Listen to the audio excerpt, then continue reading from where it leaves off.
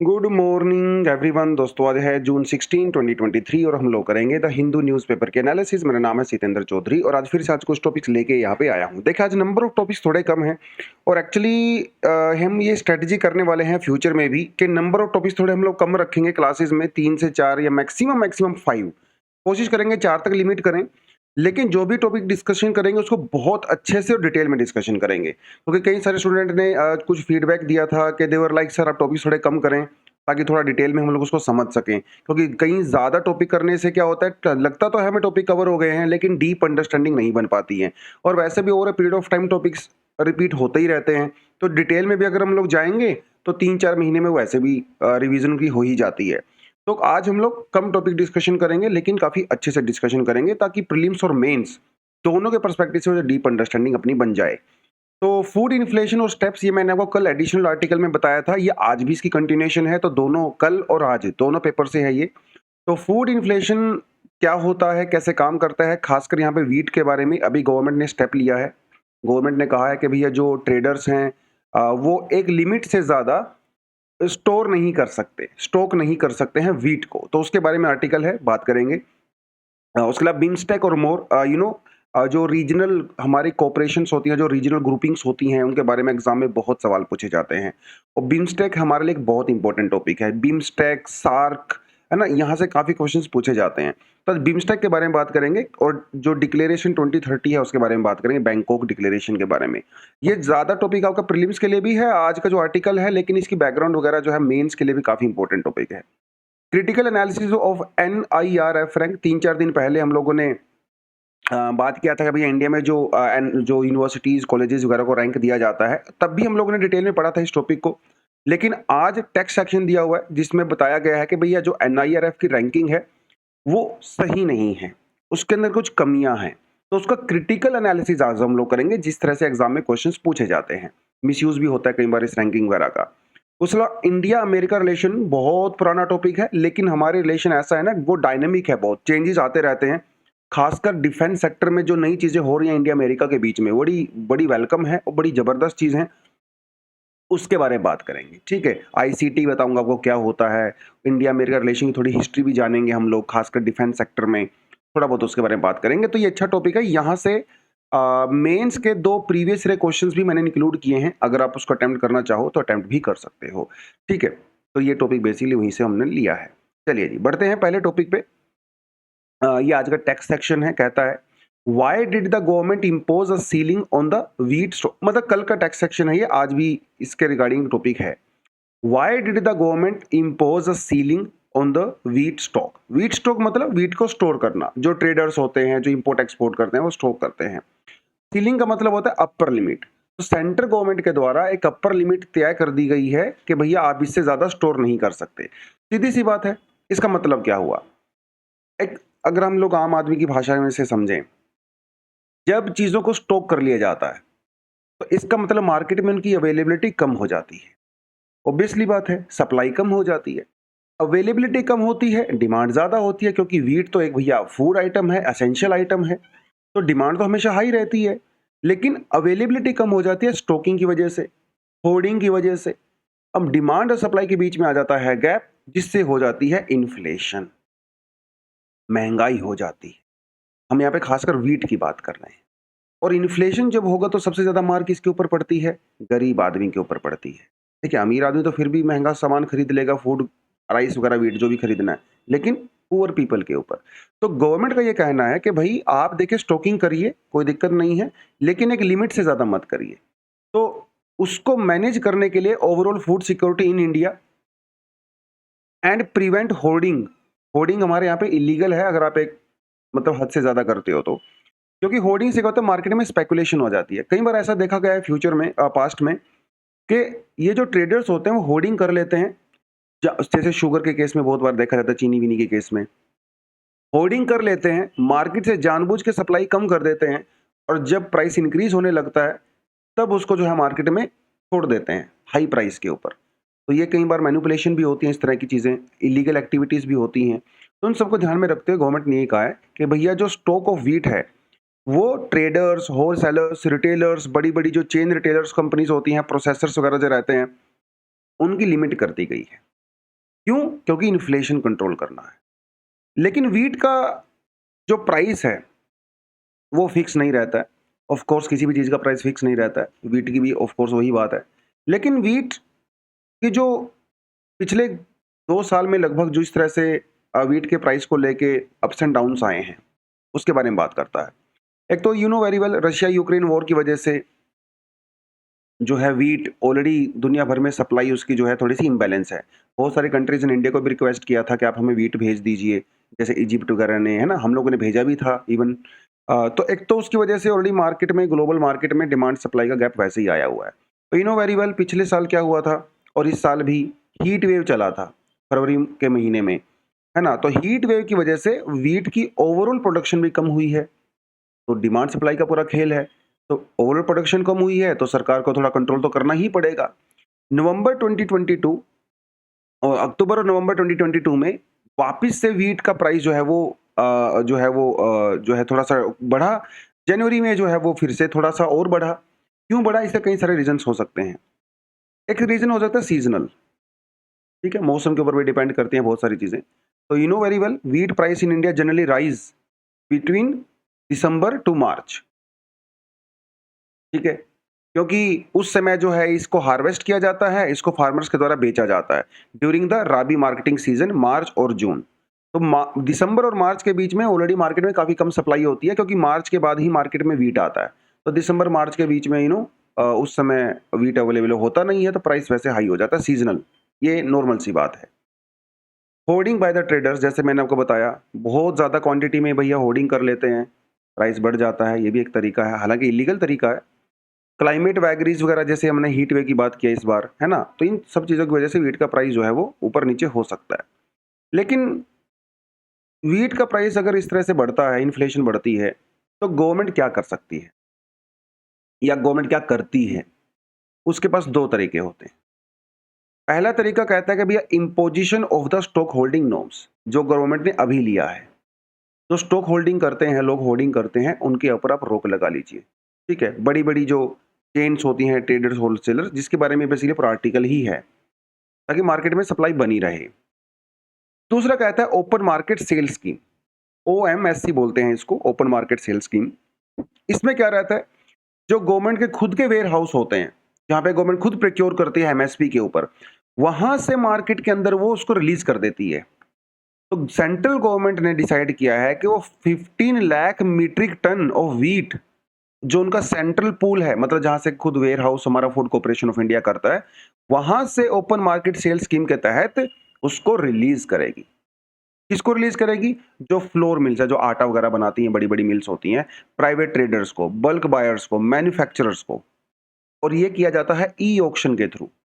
ये ध्यान रखना आपने, ई ऑक्शन के थ्रू किया जाता है ओपन मार्केट सेल स्कीम, ठीक है? या एक दो चीजें होगी ना, एक तो मार्केट से होर्डिंग कम कर दीजिए और खुद अपने वेयर हाउस से रिलीज कर दीजिए। खेल पूरा यहाँ पे सप्लाई का चल रहा है। मार्केट में सप्लाई इंश्योर करनी है क्योंकि डिमांड ऑल टाइम हाई रहती है। ऑफ कोर्स हम लोग साल भर व्हीट कंज्यूम करते हैं, सप्लाई सरकार को मेंटेन करनी पड़ती है। हाँ, किसी इमरजेंसी वाले केस में कई बार हमें विदेशों से भी इंपोर्ट करना पड़ता है, हालांकि व्हीट के मामले में अभी तक वो नौबत आई नहीं है, लेकिन पल्सेस वगैरह हम लोग करते हैं। लेकिन ये जो मूव लिया है सरकार ने काफी अच्छा लग रहा है, लेकिन इसकी कुछ कमियां हैं क्योंकि गवर्नमेंट की खुद एक पॉलिसी है जिसमें वो कोल्ड स्टोरेज को और फूड प्रोसेसिंग को बढ़ावा देती है गवर्नमेंट कि फूड प्रोसेसिंग यूनिट लगाइए, कोल्ड स्टोरेज लगाइए। अरे भाई, जब आप अब कोल्ड स्टोरेज में आते कुछ तो स्टोर करेगा ना, फूड प्रोसेसिंग के लिए भी आपको स्टोर करना पड़ता है। एक तरफ आप कह रहे हो फूड प्रोसेसिंग करिए, एक तरफ आप कह रहे हो कोल्ड स्टोरेज करिए, दूसरी तरफ जो है आप उनके ऊपर लिमिट भी लगा रहे हो। तो इससे होता क्या है, जो नए नए एंटरप्रेन्योर्स हैं या जो बिजनेस पर्सन है, जो इन्वेस्टर्स होते हैं, जो इन्वेस्टमेंट करते हैं फूड प्रोसेसिंग और कोल्ड स्टोरेज में, वो तो डिमोटिवेट हो जाएंगे। लाखों करोड़ों रुपए का खर्चा करके आपने एक वेयर हाउस लगाया, कोल्ड स्टोरेज वेयर हाउस लगाया, और सरकार कह रही है कि नहीं आप स्टोर ही नहीं कर सकते इस लिमिट से ज्यादा, तो वो तो वेयर हाउस तो खाली पड़ा रहेगा उसका। तो ये दिक्कतें यहाँ पे होती हैं। गवर्नमेंट की खुद की पॉलिसी के अगेंस्ट में जाती है गवर्नमेंट की ये करंट पॉलिसी।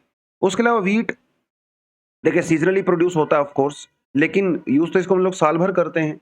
तो यूनिफॉर्म सप्लाई को मेंटेन करना वो गवर्नमेंट की जरूरत भी है और गवर्नमेंट को करना भी चाहिए। लेकिन अगर आप उसको स्टोर नहीं करोगे तो आप साल भर उसकी सप्लाई को कैसे इंश्योर करोगे? स्टोर किए बिना तो नहीं हो पाएगा, फिर तो सीजनली ही आपके पास अवेलेबल हो पाएगा। तो पोस्ट हार्वेस्ट स्टोरेज और फूड प्रोसेसिंग इंफ्रास्ट्रक्चर के लिए ज़रूरी है व्हीट को स्टोर करना। तो ये जो करंट पॉलिसी गवर्नमेंट ने ली है, गवर्नमेंट का बेसिकली ही सीधा-सीधा कहना है कि भई हम लोग इन्फ्लेशन ना बढ़े और ताकि जो पुअर लोग हैं उनके ऊपर इम्पैक्ट ना पड़े, ये इसलिए हम लोग कर रहे हैं। ऐसा भी नहीं है गवर्नमेंट ने पहली बार किया है, पहले भी गवर्नमेंट इस चीज़ों को करती रही है। चलिए, I hope you got the point कि मैं क्या कहना चाहता हूँ, आर्टिकल किसके बारे में बात कर रहा है। BIMSTEC to adopt Bangkok vision 2030 at the next summit. अगला समिट जो है बैंकॉक के अंदर होने वाला है, वहां पे बैंकॉक 2030 विजन जो है ये अडॉप्ट किया जाएगा। तो ये प्रीलिम्स के लिए ये पॉइंट जरूरी है, बैंकॉक विजन 2030 है क्या, किस चीज़ के बारे में है। तो एक तो आपको बता ही दिया मैंने कि भाई ये जो हमारा बिम्स्टेक है, बिम्स्टेक का मतलब होता है bay of Bengal initiative for multi sectoral technical and the economic cooperation. ठीक है, साल के एंड में 2023 में सबमिट होगा बैंकॉक में, उसके बारे में बात करता है। इसका बेसिकली पर्पज़ क्या है? कोई ऐसा कोई खास लंबा चौड़ा पर्पज़ नहीं है। बेसिकली बिम्स्टेक की मीटिंग बहुत कम होती हैं, 3-3 4-4 साल में मीटिंग होती है, वो भी बड़ा मजबूरी में। ये लोग चाहते हैं कि बिम्स्टेक को थोड़ा-सा हम लोग आगे लेके जाएँ। बिम्स्टेक की जो पूरी प्रोसेस है वो थोड़ा-सा और फास्ट फॉरवर्ड करें।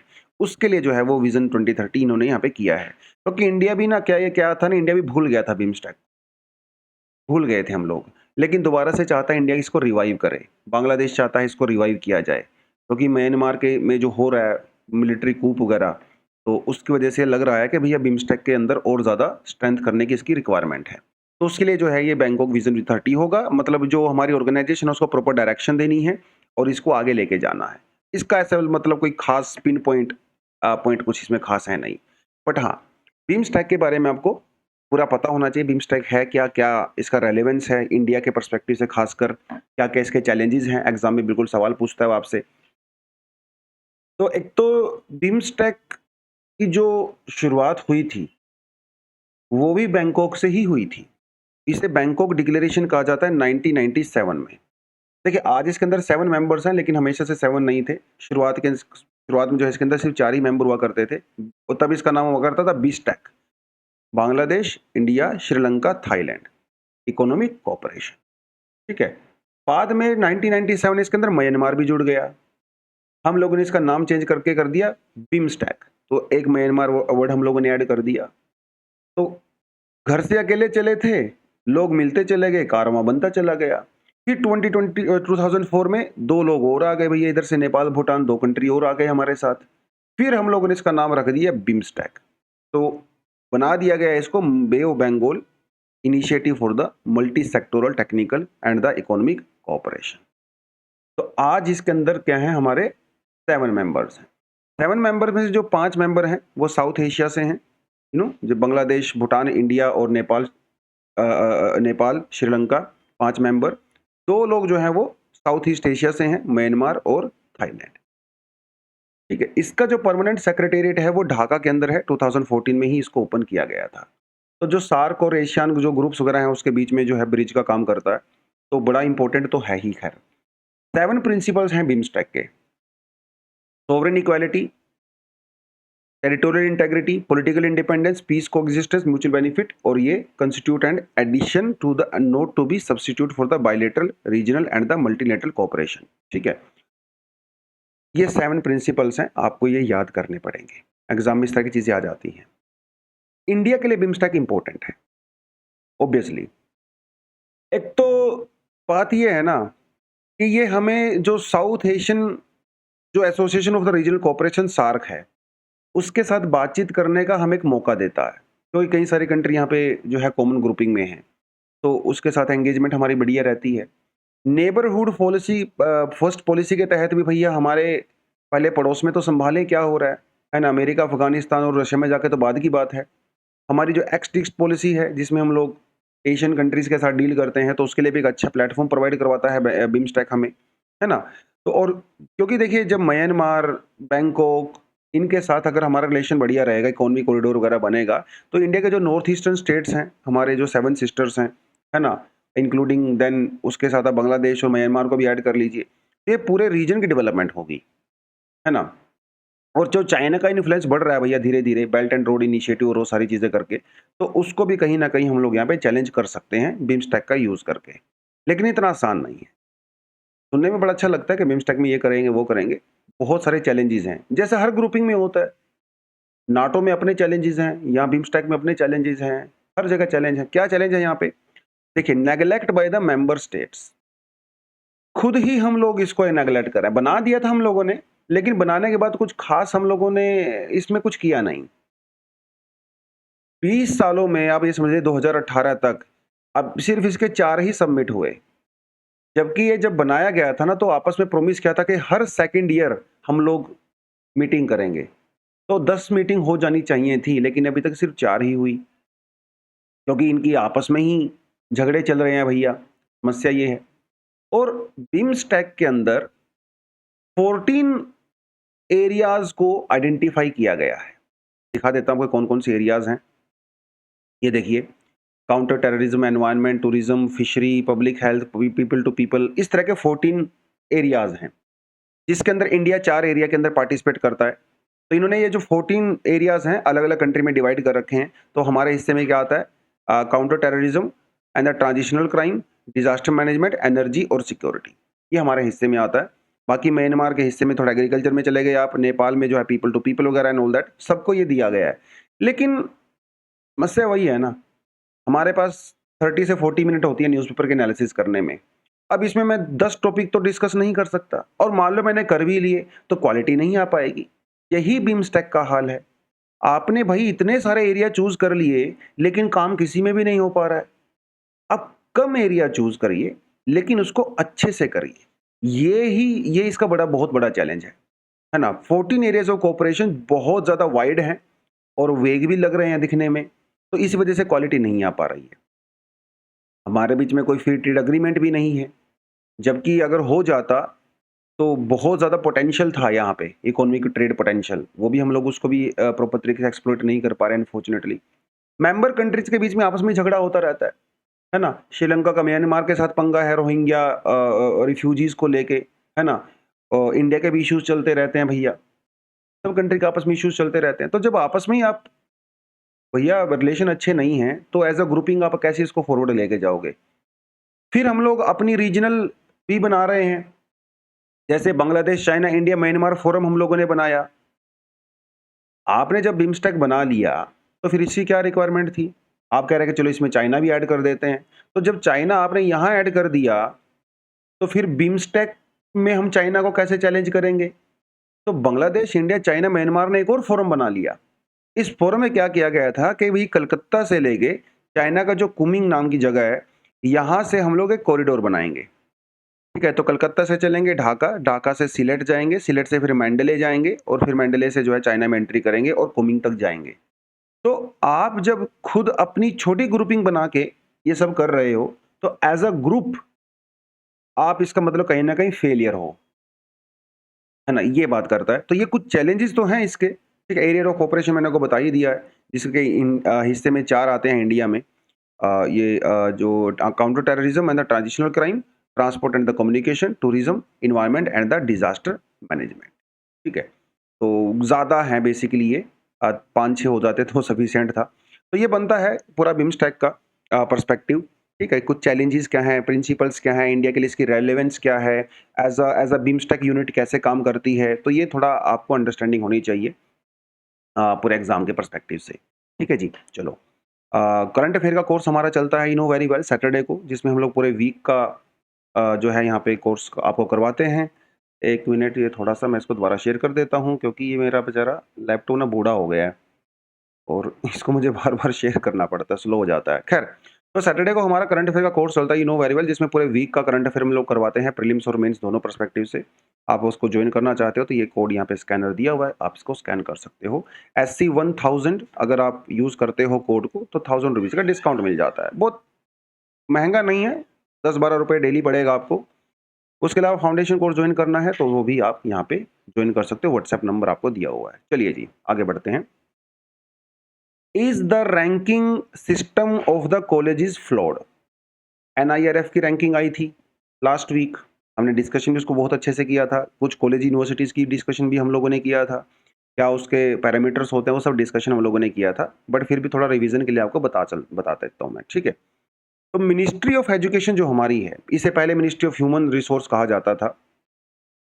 मिनिस्ट्री ऑफ एजुकेशन के द्वारा नेशनल इंस्टीट्यूशनल रैंकिंग फ्रेमवर्क जो है वो रिलीज किया जाता है एवरी ईयर, जिसमें हम लोग यहाँ पे जो हायर एजुकेशन इंस्टीट्यूशंस हैं उनको रैंकिंग देते हैं कंट्री में, अलग अलग लेवल पे रैंकिंग देते हैं, ठीक है। ओवरऑल रैंकिंग देते हैं universities, colleges, research institution, medical, pharmacy, dental, law, architecture, agriculture, innovation, management and all that. तो ये कुछ कैटेगरीज हैं जिसके बेसिस पे दिया जाता है रैंकिंग। कौन कौन से पैरामीटर्स होते हैं? Teaching, learning and the resources 30% weightage होता है। Research and the professional practice 30% weightage. Graduation outcome, outreach and inclusivity and the peer perception, ये इतना इनको वेटेज होता है। तो आप ये चीज देखिए, research and the professional practice का 30% वेटेज है, और यहीं पे बेसिकली सबसे ज्यादा क्रिटिसिज्म भी होता है, क्योंकि आप ये इंश्योर नहीं कर सकते इसके बेसिस पे क्वालिटी। अब कई सारे जैसे बिट्स पिलानी वगैरह है या कई सारे इंस्टीट्यूशंस हैं, उनका रैंकिंग काफ़ी लो आया है, जबकि सबको पता है कि बिट्स पिलानी इंडिया में one of the best institutions है इंजीनियरिंग वगैरह के लिए और दूसरे उसके कोर्सेज वगैरह के लिए, फिर भी बहुत नीचे गया है। तो कई सारा क्रिटिसिज्म यहाँ पे देखने को मिल रहा है, खासकर research and the professional practices में। इसका मतलब क्या है? देखिए, क्या मतलब है, मतलब ये जो NIRF की रैंकिंग आई है, इसमें क्या क्या इश्यूज हैं। एक सबसे बड़ा इशू यहाँ पे है, इसे बोलते हैं bibliometrics. Too much reliability on the bibliometrics. ये बिब्लियोमेट्रिक्स क्या होता है? बिब्लियोमेट्रिक्स होता है भैया जो रिसर्च पेपर वगैरह पब्लिश करवाए जाते हैं, ठीक है। बहुत सारे जर्नल्स होते हैं जिनके अंदर रिसर्च पेपर पब्लिश होते हैं, प्रिंट भी करवा सकते हैं, प्रोफेसर्स भी करवा सकते हैं, जो भी रिसर्चर्स होते हैं बेसिकली, ठीक है, जूनियर या सीनियर कोई भी रहता है, तो उनके कुछ रिसर्च पेपर पब्लिश होते हैं। फिर उन रिसर्च पेपर को साइट किया जाता है। साइट इन द सेंस के उनको बार बार रेफरेंस दिया जाता है अलग अलग जगह पे। जितना ज़्यादा रेफरेंस होगा, जितने ज़्यादा रिसर्च पेपर पब्लिश होंगे, चाहे वो नेशनल हो चाहे वो डोमेस्टिक जर्नल्स के अंदर हो, उसको कह देते हैं बिब्लियोमेट्रिक्स। तो किसी यूनिवर्सिटी से जितने पेपर पब्लिश हो रहे हैं, मतलब उसका वेटेज बढ़ रहा है। Under this category research and the professional practices का वेटेज 30% है। अब यहाँ पे सबसे बड़ी प्रॉब्लम है। प्रॉब्लम ये है कि ये जो पेपर पब्लिश होते हैं, और वो जो पेपर पब्लिश होते हैं जिस भी जर्नल में, उनकी क्वालिटी का ही भरोसा नहीं है। बहुत बार तो वो पेड होते हैं, पैसे वैसे दे के ही करवा दिए जाते हैं, और कई बार यूनिवर्सिटीज वगैरह खुद इसमें इन्वॉल्व होती हैं इलीगल प्रैक्टिस में। अभी एक चेन्नई का कोई डेंटल कॉलेज था, उसकी रैंकिंग काफ़ी अच्छी आई है, लेकिन ये पाया गया कि वो जो डेंटल कॉलेज है, वो खुद ही अपने आर्टिकल्स को रेफरेंस देता है, अपने आप ही, ताकि उसकी रेफरेंस बढ़े, उसका बैकलिंक बने और उसकी रैंकिंग इंप्रूव हो। जबकि उसकी जो क्वालिटी है, जो जेन्युइन रेफरेंस है, वो बहुत ही कम है। तो ये जिस तरह की जो प्रैक्टिस की गई है, चेन्नई का स्पेशली आर्टिकल के अंदर नाम लिया गया है ना? वो एक यहाँ पे बड़ा मुद्दा है। उसकी तो रिलायबिलिटी क्या है भैया बिब्लियोमेट्रिक्स की, ये सबसे बड़ी दिक्कत है। 30% जो वेटेज है उसके ऊपर पूरा इम्पैक्ट हो गया। और जो NIRF है वो कमर्शियल डेटाबेस यूज करती है, ठीक है, जैसे स्कोपस या वेब ऑफ साइंस वगैरह से। ये बेसिकली कुछ डेटा कलेक्शन वगैरह की वो रहती हैं एंटिटीज वगैरह, वहां से वो जो है उसको डेटा को यूज करते हैं, क्योंकि ये कमर्शियल होती हैं। तो बहुत बार जो प्राइवेट कॉलेजेस वगैरह होते हैं इसको मिसयूज कर सकते हैं, ठीक है। अब देखिए, NIRF का जो डेटा आ रहा है वो किसके बेसिस पे आ रहा है कि आपने कितने रिसर्च आर्टिकल पब्लिश किए, ठीक है। हाँ, उन आर्टिकल्स ने इंटेलेक्चुअली क्या कंट्रीब्यूट किया, इससे कोई फर्क नहीं पड़ रहा है। अरे भाई, आप अगर कोई रिसर्च पेपर पब्लिश कर रहे हो समाज में या इनोवेशन में, उसका क्या कंट्रीब्यूशन है आप ये भी तो जानिए ना। खाली पेपर पब्लिश करने से गिनती में तो आ गया नंबर ऑफ आर्टिकल्स, लेकिन क्वालिटी क्या है इसके ऊपर कोई बात नहीं। आपके आर्टिकल्स के बेसिस पे कितनी बुक्स प्रिंट होती हैं, बुक्स के कितने चैप्टर्स होते हैं, ठीक है। उसके अलावा कितने आर्टिकल पॉपुलर हुए, वर्कशॉप वगैरह, ये कुछ नहीं देखा जाता एनआईआरएफ की रैंकिंग में। सिर्फ देखा जाता है number of articles, number of research papers published in a journal. अब इससे देखो दिक्कत क्या है, ज्यादातर जो पेपर पब्लिश होते हैं वो इंटरनेशनल जर्नल में पब्लिश होते हैं, और जो इंटरनेशनल पेपर में पब्लिश होते हैं पेपर्स, उन रिसर्च का फोकस भी इंटरनेशनल ही होता है। इसका मतलब जो डोमेस्टिक रिसर्च है, डोमेस्टिक जो इनोवेशन है नेशनल लेवल पे, आप उसको डिसप्रिविलेज कर रहे हो। अब मान लो मैं कोई रिसर्चर हूं और मैंने कोई रिसर्च किया, और मान लो मैंने वो रिसर्च जो है दिल्ली के पोल्यूशन के बेसिस के ऊपर किया। अगर उसको मैं चाहूंगा कि भैया वो इंटरनेशनल पब्लिश हो, तो नहीं हो पाएगा, लेकिन क्योंकि ये तो नेशनल इशू है। लेकिन अगर मैं 5-7 साल 10 साल मेहनत करके अगर मैं ऑल ओवर ग्लोबल पोल्यूशन के बारे में रिसर्च पेपर छपवाऊंगा तो मेरा छप जाएगा। तो इंटरनेशनल जर्नल्स का सबसे बड़ा नुकसान ये है कि डोमेस्टिक और लोकल इश्यूज इग्नोर हो जाते हैं, और एनआईआरएफ इस बात को भी कंसिडर नहीं करता। और एनआईआरएफ बेसिकली पूरी तरह से ट्रांसपेरेंट भी नहीं है, पार्टली ट्रांसपेरेंट है। इसकी जो मेथोडोलॉजी है वो पब्लिक में वो शेयर करता है, लेकिन डेटा कहां से आता है ये नहीं बताता। तो ये सारी चीजें हैं जो एनआईआरएफ का थोड़ा क्रिटिकल एनालिसिस करते हैं। तो बेसिकली इन्होंने यही कहा कि भैया, और क्या होता है, एनआईआरएफ रैंकिंग के लिए यूनिवर्सिटीज कॉलेज वगैरह आपस में ही लड़ मर रहे हैं, उनके बीच में अनहेल्दी कंपटीशन हो रहा है, क्योंकि एनआईआरएफ रैंकिंग के बेसिस वहाँ पे एडमिशंस होते हैं, उनकी फीस वगैरह डिसाइड होती है, मोटा मोटा पैसा लिया जाता है स्टूडेंट से। तो उनके बीच में अनहेल्दी कंपटीशन है, और वो खुद भी इलीगल और अनहेल्दी प्रैक्टिस के अंदर इन्वॉल्व हो जाते हैं, जैसे चेन्नई के डेंटल कॉलेज का एग्जांपल मैंने आपको दिया। तो इससे ओवरऑल एजुकेशन जो एक्सेलेंस है वो कहीं ना कहीं इंपैक्ट होती है कंट्री में, जब आप इस तरह की चीजें करते हो तो, है ना। तो ये कुछ चीजें हैं। चलिए आगे बढ़ते हैं। Jump starting the next phase of the US India defence ties, मतलब अगली स्टेज में पहुंचेंगे, पुरानी स्टेज वो हमारी अच्छी खासी चल रही है, और इंडिया ने भैया डिसाइड किया है कि वो ये जो ड्रोन्स हैं बेसिकली जिसे यूएवीज कहा जाता है, वो हम लोग 31 ड्रोन्स खरीदेंगे अमेरिका से। ठीक है। तो हमारी नेवी के लिए खासकर हमें चाहिए, क्योंकि जो सर्विलियंस है हमारे कोस्टल एरियाज में वो एनहेंस करना है। तो ये भी हम लोग उनसे खरीद रहे हैं, पहले भी हम लोगों ने कुछ खरीदे हुए हैं, लेकिन अब थोड़ा ज़्यादा खरीदेंगे। ठीक है, खासकर पाकिस्तान वगैरह के बॉर्डर पे जो हो रहा है ड्रोन्स एंड ऑल दैट, उस सब को लेके तो एक कदम बेसिकली हम लोग आगे बढ़े हैं। तो जैसे दोस्ती से रिश्तेदारी में बदलाव आता है, तो इसी तरह से हम लोग भी दोस्ती से बदलाव हुआ। हालांकि अमेरिका हमारा दोस्त भी नहीं था 60s 70s 80s, जब कोल्ड वॉर का ज़माना चल रहा था, India was much closer to Russia, है ना, Pakistan was closer to America, तब हमारा दोस्त भी नहीं था। अमेरिका इंडिया के अगेंस्ट में था ऑफ कोर्स, आप चाहे 65 का वॉर ले लीजिए, चाहे आप 71 का वॉर ले लीजिए, लेकिन धीरे धीरे कैसे डायनामिक्स चेंज हुई, ये अपने आप में बहुत इंटरेस्टिंग है।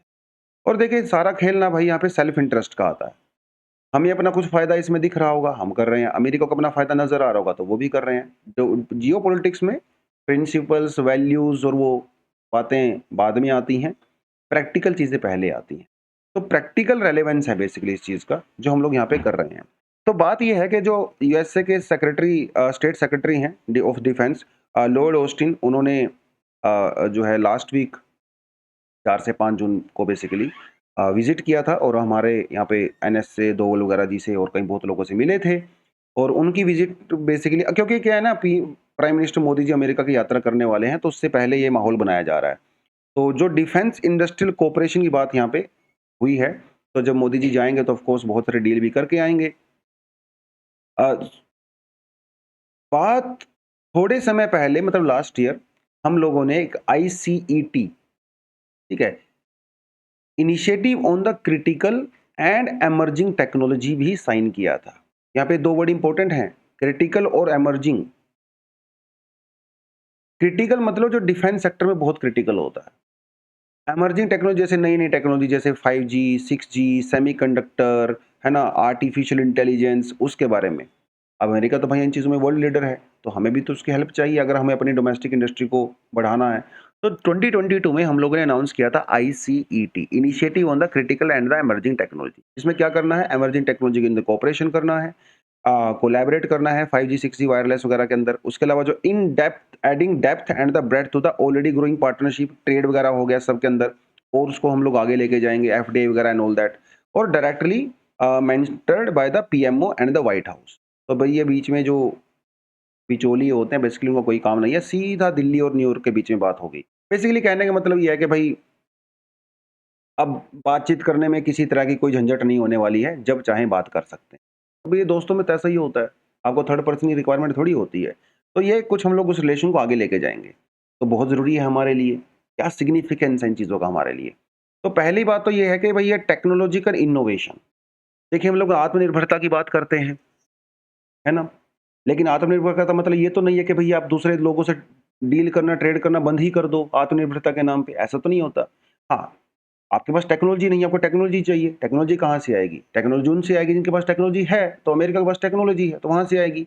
तो टेक्नोलॉजिकल इनोवेशन के लिए और हमारी जो मिलिट्री कोऑपरेशन के लिए बहुत ज़रूरी है, ठीक है? तो रशिया से हम लोग तो वैसे भी थोड़ा अलग जा रहे हैं आजकल, थोड़ा दूर हट रहे हैं उनसे, तो अमेरिका ही एक ऑप्शन अपने पास भी बचता है। और चाइना को काउंटर करने में अमेरिका का ऑफ कोर्स बहुत रोल है, जिस तरह से चाइना और रशिया की आपस में नज़दीकियाँ बढ़ रही हैं एंड ऑल दैट, है ना? वो सारी चीज़ें भी हैं। तो ये एक कोलैबोरेशन के लिए रोड मैप तैयार करता है डिफेंस इंडस्ट्री को लेके, और इंडिया भी चाहता है कि भी हम लोग डिफेंस में कुछ एक्सपोर्ट वगैरह करें, आत्मनिर्भर बने, तो हमारे लिए बहुत ज़रूरी भी है वो चीज़ें, है ना? और हम कुछ इनिशिएटिव भी हम लोगों ने लिया है, जैसे इंडस एक्स, जिसमें क्या होता है, डिफेंस इनोवेशन एंगेजमेंट होंगी दोनों कंट्रीज में। तो अमेरिका की कुछ कंपनी, हमारे देश की कुछ कंपनीज, ठीक है, आपस में कोलैबोरेट करेंगी। जैसे इन्होंने कुछ नाम यहाँ पे दिया हुआ है कुछ कंपनीज का, जैसे Boeing, Lockheed Martin. Lockheed Martin बहुत बड़ी डिफेंस मैन्युफैक्चरिंग कंपनी है अमेरिका में। पे सिस्टम, हनीवेल एरोस्पेस वगैरह, इन्होंने हमारी जो हिंदुस्तान एरोनॉटिक्स लिमिटेड है और टाटा ग्रुप है, इनके साथ कुछ कोलैबोरेशन भी किया है। तो आप देखोगे आने वाले समय में जो अमेरिकन डिफेंस टेक्नोलॉजी है वो धीरे-धीरे इंडिया में ट्रांसफ़र होने वाली है। समय लगता है, लेकिन जिस तरह से, यार देखिए समय तो अलग बात है, लेकिन पहले एक बार एग्रीमेंट तो बने। एग्रीमेंट हमारे बीच में बन गया है, इरादे हमारे नेक हैं, धीरे-धीरे टेक्नोलॉजी में ट्रांसफ़र हो जाएगी। उसके अलावा स्पेस के अंदर हम लोग बहुत कुछ कर रहे हैं, है ना? अभी लीगो लैबोरेटरी इंडिया में बनाई जा रही है अमेरिका की हेल्प से, महाराष्ट्र में। तो वहाँ पे भी हमारा कुछ ना कुछ बढ़िया ही होगा। तो US incrementally gaining larger share in the Indian defence manufacturing. अभी क्या है, मोस्टली हमारी रशिया से एग्रीमेंट है या फ्रांस से एग्रीमेंट है, इज़राइल से है, लेकिन धीरे-धीरे अमेरिका का पेनिट्रेशन इंडिया के डिफेंस सेक्टर में बढ़ेगा, दूसरे लोगों का थोड़ा-सा कम होगा। और इसमें अच्छी बात है क्योंकि डिफेंस जो टेक्नोलॉजी है अमेरिका की वो सबसे एडवांस है आज भी, इसमें कोई डाउट नहीं है। जिस तरह से रशिया यूक्रेन के अंदर वॉर हो रहा है और जो यूरोपियन और अमेरिकन टेक्नोलॉजी है वो जिस तरह से रशिया को पीछे की तरफ धकेल रही है, तो ये डेफिनेटली एक क्वेश्चन मार्क है रशिया की डिफेंस कैपेबिलिटीज़ के ऊपर। तो कहीं न कहीं अमेरिका वहाँ पे हमारी हेल्प कर सकता है। और भी कुछ चीज़ें हैं, जैसे चाइना को अगर काउंटर करना है भई, तो अमेरिका की वहाँ भी हेल्प चाहिए। उसके अलावा जैसे टेररिज़्म, क्लाइमेट चेंज में इंडिया, अमेरिका काफ़ी कोलैबोरेट भी करते हैं आपस में। पैसिफिक ओशन में, इंडो पैसिफिक की हम लोग बात करते हैं, तो इंडिया को ऑफ कोर्स एक पार्टनर चाहिए, अमेरिका को पार्टनर चाहिए। तो हमारा पार्टनर वो है, उनके पार्टनर हम हैं। तो कुछ जॉइंट वेंचर्स वगैरह हमारी कंपनी आपस में कर सकती हैं, कर भी रही हैं, है ना? तो इनोवेशन ब्रिज की बेसिकली ये बात है। ये वर्ड यूज़ हुआ था आईसीटी की मीटिंग में, इनोवेशन ब्रिज। मतलब हमारी जो डिफेंस स्टार्टअप्स वगैरह हैं और अमेरिका का जो डिफेंस स्टार्टअप्स हैं, आपस में कोलैबोरेट करके कुछ जॉइंट वेंचर कर सकते हैं। Innovative bridge. तो ये थोड़ा-सा आपने याद रखना है, प्रीलिम्स वगैरह में कई बार इस तरह के टर्म पूछ लेते हैं। Which of the following terms were very much in news, it is related to which of the following, इस तरह की चीज़ें पूछ लेते हैं। तो आईसीटी का रेलेवेंस वगैरह से मैंने आपको खैर बता ही दिया है ना? चाइना को हम लोग काउंटर यहाँ से कर सकते हैं। रशियन मिलिट्री टेक्नोलॉजी के ऊपर जो हमारी डिपेंडेंस है, हम उसको थोड़ा-सा कम कर सकते हैं, ऑफ कोर्स हम करना चाह भी रहे हैं। और हमारी जो टेक्नोलॉजिकल कैपेसिटी है, हम लोग उसको इंक्रीज़ कर सकते हैं, क्योंकि मेरे के पास जो कटिंग एज टेक्नोलॉजी है ना, सबसे एडवांस टेक्नोलॉजी उनके पास है। तो वो कहीं न कहीं हम लोगों को मिल सकती है, और इन सबका इम्पैक्ट जो है फिर बाद में इकोनॉमिक ग्रोथ के ऊपर पड़ता है, हमारी जीडीपी वगैरह इंप्रूव हो सकती है, पर कैपिटा इनकम वगैरह वो सारी चीज़ें, एम्प्लॉयमेंट अपॉर्च्युनिटी नज़र आती है हमारे यहाँ पे। और ये जो टेक्नो एम्प्लॉयमेंट है वो कोई ऐसे आम एम्प्लॉयमेंट नहीं है, हाई स्किल एम्प्लॉयमेंट है, हाई सैलरी जो है जॉब्स यहाँ पे मिलती हैं।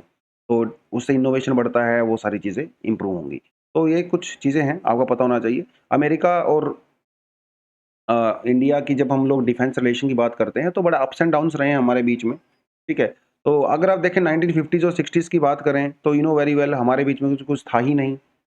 इवन हम एक-दूसरे को लाइक भी नहीं करते थे। फिर धीरे-धीरे जो है यूएस, हम लोगों ने जब यू नो जब हम लोगों ने न्यूक्लियर टेस्ट वगैरह किए 1970s में, तब अमेरिका ने हमारे ऊपर सैंक्शंस भी लगाए।